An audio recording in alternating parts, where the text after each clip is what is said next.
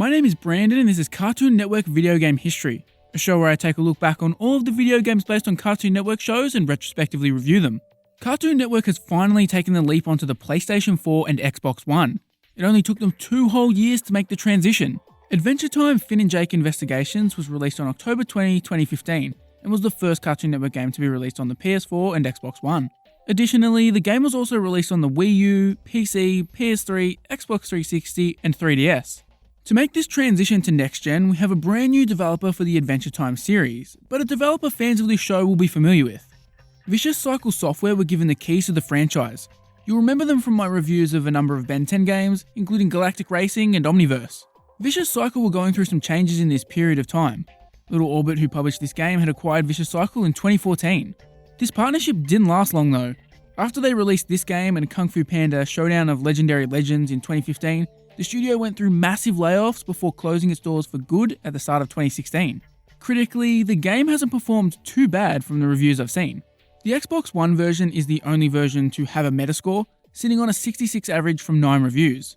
Official Xbox Magazine UK, Nintendo Life, and Nintendo World Report all gave the game a 7, and official PlayStation Magazine UK gave the game a 6. There aren't a whole lot of reviews from well-known sites, but that's still pretty solid and certainly better than the usual reception to a Cartoon Network game. Every Adventure Time game has been a massive disappointment to me since Hey Ice King, Why'd You Steal Our Garbage? Maybe this will be the game to finally buck the trend. Before I dive into Finn and Jake Investigations, make sure you hit that subscribe button. There are only 8 games left until we've reviewed every game in Cartoon Network video game history, which means Nickelodeon video game history is just around the corner. I have some massive plans for that series that you definitely don't want to miss, so make sure you're subscribed. But now, on with the review.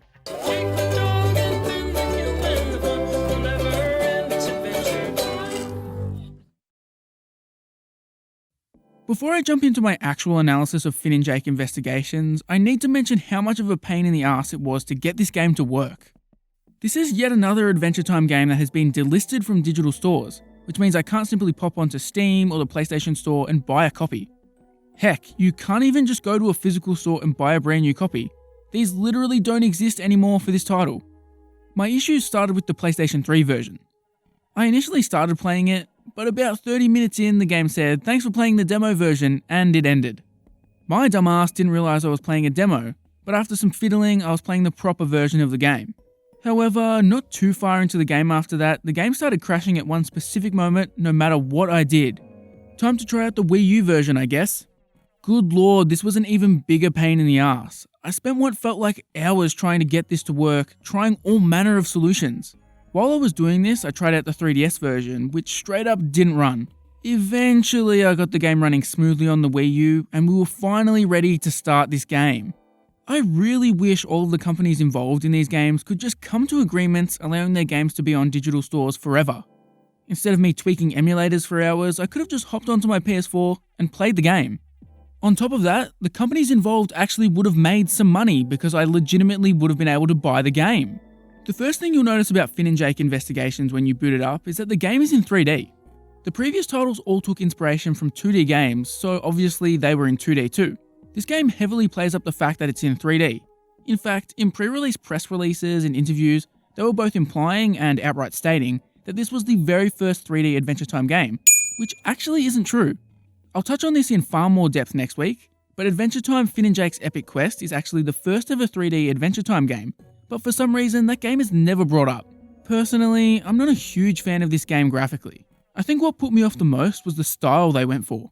It's kinda like all the characters were sculpted out of clay, and I just didn't really care for it. Also, Abracadaniel straight up looks like a penis here, to the point where I've got to blur that dude. In the show, he's kinda shaped like that, but 3D definitely did him no favours. Personal preferences for the art style aside, I think this is a pretty weak effort for the first ever next-gen Cartoon Network game, and for a game claiming to be the first ever 3D Adventure Time game. It's very unambitious graphically, and the 3D aspect isn't really all that important. You see, Finn and Jake Investigations is an old school adventure game. For you older viewers, think along the lines of the Monkey Island games. Adventure games have always been an extremely flawed genre, even when they were brand new, but each new generation of video games has tried to modernise them somewhat. This has led to things like Telltale's series of games, which are basically an extremely modernised version of an adventure game. Or heck, Even something like Until Dawn or Quantic Dreams games could be considered a modern spin on adventure games.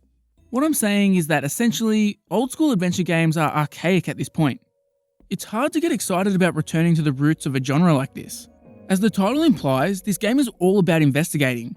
Based on the title, I initially thought we were getting some sort of LA Noire parody, which would have been so much cooler. Instead, the adventure game genre gameplay is presented through different investigations that Finn and Jake take on in their newly formed detective agency. There are 5 cases to take on here, as well as a pre-order case.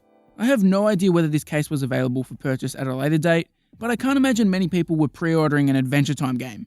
While 5 cases might not seem like much on paper, each case is actually extremely lengthy. It took me 7 to 8 hours to finish this game, with every case ranging from 1 to 2 hours in length.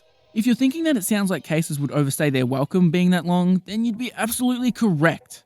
In fact, the game as a whole is just way too long for what it is. The gameplay you're introduced to in the tutorial is the entire extent of the game. All you do here is talk to characters, pick up items, combine various items together, and then give said items to characters. Repeat this for 7 hours. As is the tradition with adventure games, solutions to puzzles can be ridiculously obtuse. I don't know why, but adventure games love making the solution be something ridiculous like, combine this ham radio with a stick of butter and then hand it to the goddess of fertility, who'll give you a boating license in return. So much of the puzzle solving here is just absolutely insane. I lost count of how many times I literally said out loud, "What the hell?" in response to a solution. I found that this style of puzzle just results in the player trying to brute force their way through roadblocks. Instead of stopping, racking their brain for a solution, and then trying something, players are far more likely to just click on every available thing with every available item in the hope that it solves the problem. When your game devolves into the player just mindlessly clicking on everything, you have a problem. I will admit that Finn and Jake Investigations puzzles felt a lot better than a lot of the other classic adventure games I'd played before. I think it's largely because of the target audience for Adventure Time. Vicious Cycle no doubt had kids in mind when they made this, so a lot of the puzzles made a lot more sense. Unfortunately, that doesn't completely save the puzzle solving. Another typical adventure game issue I ran into was that there are so many times you were presented with multiple items that could easily solve the same puzzle. I think the best example of that here is when the game wanted me to remove some gems from a chair.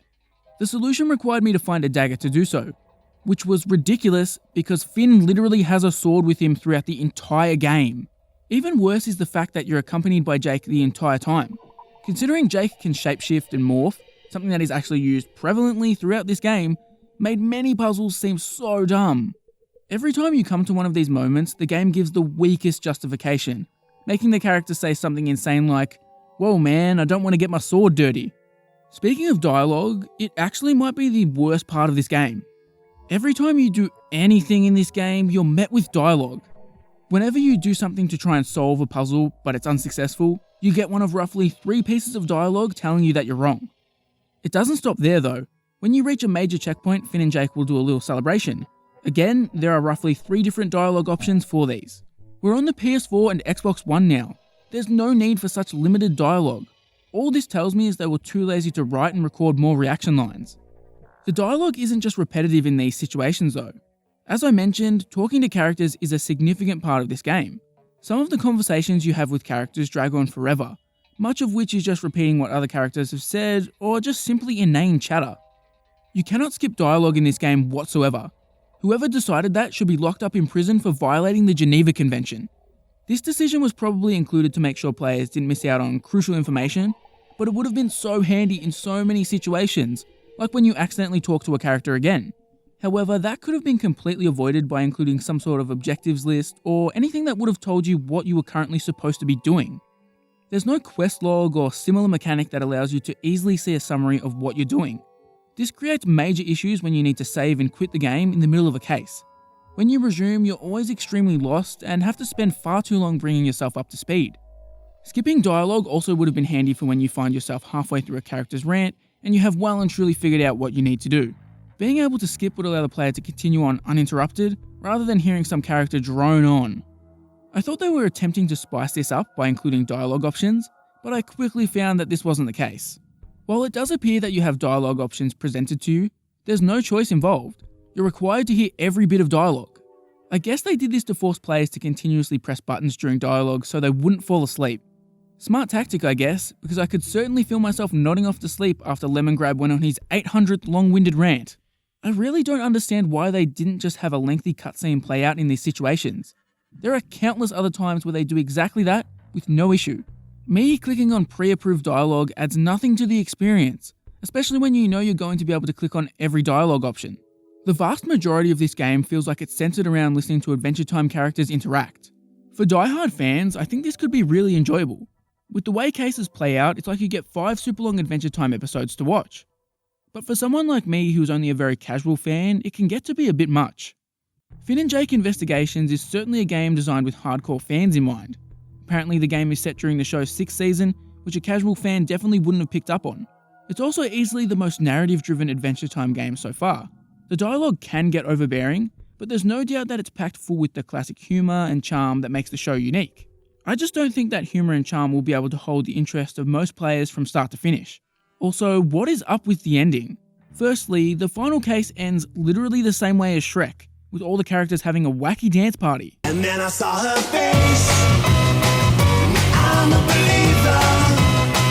Then the final thing you do before the credits roll is take a quiz where you have to determine what the theme of the game was. What on earth was Vicious Cycle thinking? It's just so bizarre and not in an enjoyable or funny way. Adventure games tend to stick to the classic puzzle-solving gameplay format entirely, particularly if it's a game made in the old-school mold. Newer takes on the genre will often feature action elements in the form of QuickTime events. However, Finn and Jake Investigations goes a different route. For some ungodly reason, there are legitimate combat sections here. At times you'll just be running along and the game will decide to throw you in a combat arena to fight enemies for a couple of minutes. This always feels out of place and the combat is so ridiculously shallow. You don't even need to think here. Just switch your brain off, mash the attack button and you'll be finished in no time. After hitting enemies enough times, you get the choice to use special attacks from either Finn or Jake. These make the combat go by quicker, thankfully. Combat in this game just feels unnecessary. There is absolutely no reason for it to exist and it's clearly been shoved in here without much thought. I've been very critical of the past 3 Adventure Time games, and none of the games so far have had very deep combat. However, all of them have much more enjoyable and thought out combat than Finn and Jake Investigations. The movement in combat is particularly egregious. It's so slow, and you always feel like you're trudging through mud. The regular gameplay here isn't all that enjoyable, but the shallow, tedious, and annoying combat makes it look like the greatest thing ever in comparison. Even the soundtrack can't escape criticism here. For the most part, recent Cartoon Network games have had incredible soundtracks, and while the music in this game is not too bad, it's the quantity of music that's an issue. There's basically 1 track per location, and considering how long you can spend walking around a single location, it can become very annoying. It's just another thing that makes the game feel like minimal effort had been put in.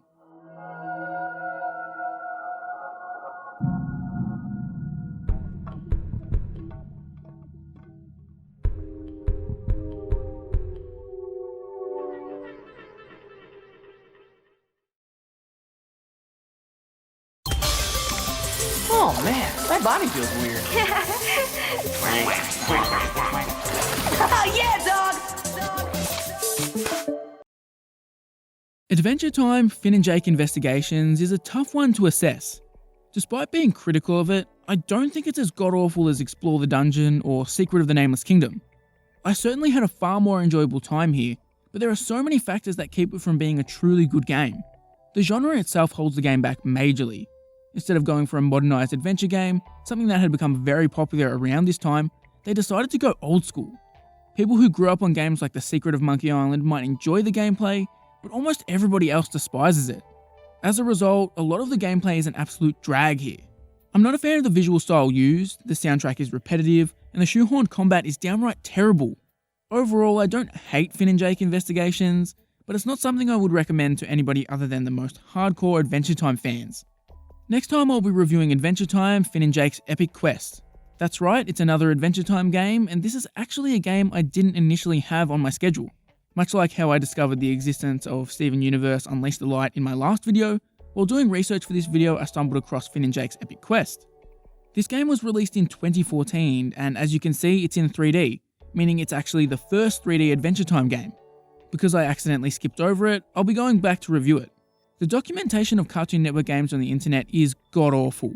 There is so much misinformation, or lack of information, to the point where it's kind of impossible to track it all down by yourself. If any of you ever notice a game I seem to have skipped, please don't hesitate to send me a message, either in the comments section or on Twitter. Hopefully Finn and Jake's epic quest will be worth circling back to.